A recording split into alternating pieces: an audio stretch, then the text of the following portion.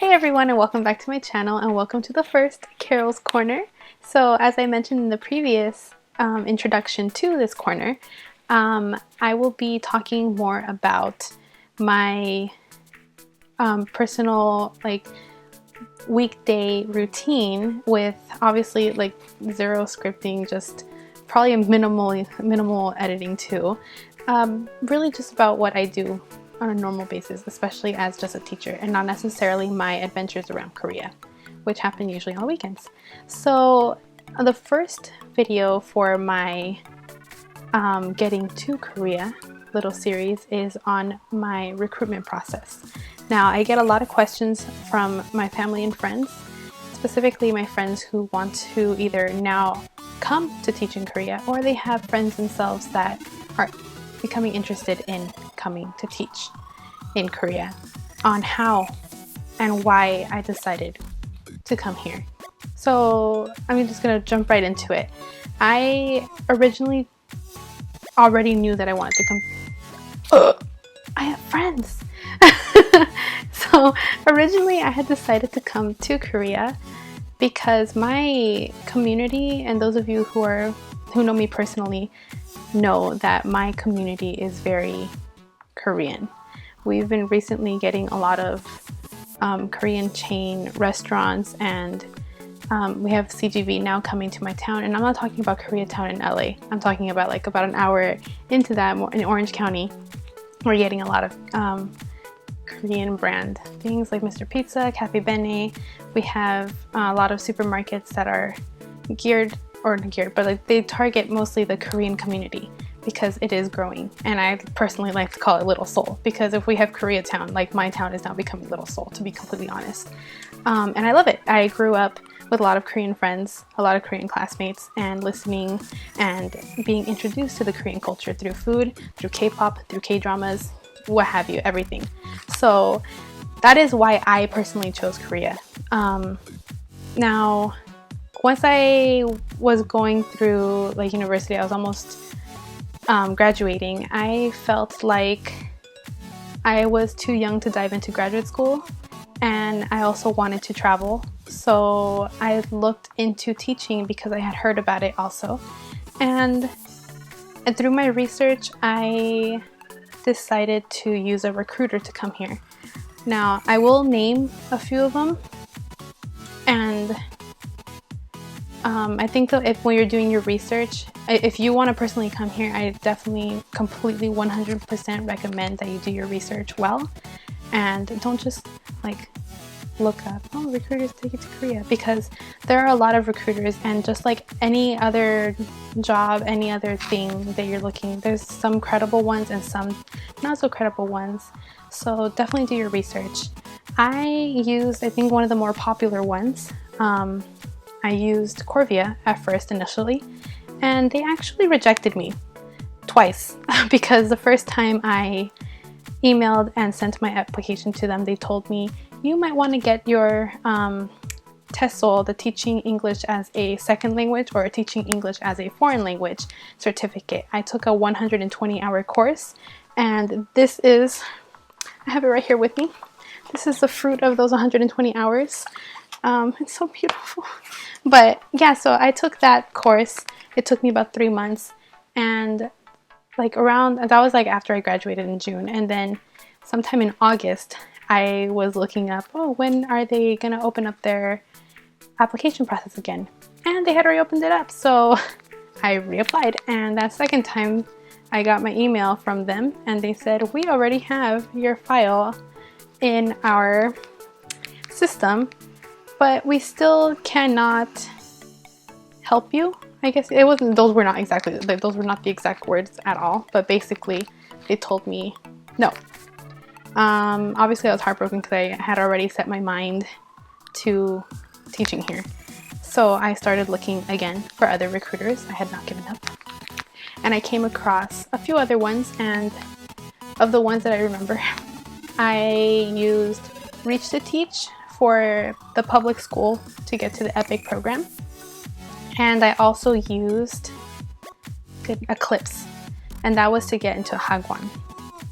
Now, let me talk about Eclipse real quick. I did get accepted, and so for both of these recruiters, I had to go through an interview process, initial interview to get into the recruitment agency, I guess you could say, not to get to the school yet. I passed that. I remember for one of them, I think I had to send an introduction video, it was an introduction video. And then after that, they start helping you through the process of attaining your documents. Now, that's the thing about the recruitment agencies, is that is their purpose, I guess you could say. It's to help you. It's to basically hold your hand through this process, because it is a lot of paperwork to get to be here in Korea for longer than the 90 days for the tourist, obviously, because you're basically getting those documents for your visa. So that was with Eclipse. I did get into the recruiting process, and I did pass the interview for the school. I had been accepted into the Hagwon, and I was basically set for that. And they were waiting for me to send my documents to them, basically to already fly over to Korea. But at the same time, I was talking to Reach to Teach. They were my second, I guess third if you count Corvia, but they rejected me. So Reach to Teach was the one I was using for the EPIC program. And it was the same thing. Actually, they had a lot more extensive of a process than Eclipse did, I think. And with them, I interviewed, I got in to the recruitment thing. And then they actually not only helped me get my documents together, meaning they helped me keep a checklist, and I just had to keep on checking up with them. They'd email me, do you have this document? I'd email back, yes. Okay, now get this document. So it was like a back and forth the entire time, which was honestly on their part, wow, amazing. Okay. And that's the whole thing again about the recruitment agencies. Now, they also helped me practice for the EPIC interview, meaning they set up a mock interview, which really honestly is helpful for any aspect of your life. If you want to do it's great always to have a mock interview. So they do that, and then they give you tips and pointers. They also help you, they just basically read through your lesson plan that you have to do to get into the EPIC program. You do have to create a lesson plan. And it's not like they touch it. Like, it's not like they change anything. They tell you from their experience what helps and what doesn't. They also read over your application and tell you, like, flat out. For me, you don't have experience teaching per se, so odds are you might not get into Seoul. If you really want to be arriving in Korea in this process, in this session, I guess, or like this intake, I would suggest that you just apply to be like really be flexible with your options. So that's what I did. I took their advice, and I mean, here I am now, right? I did not get into Seoul, of course, but I would not take any of this back. I love where I am, and I'm really glad that they gave me that advice, to be honest.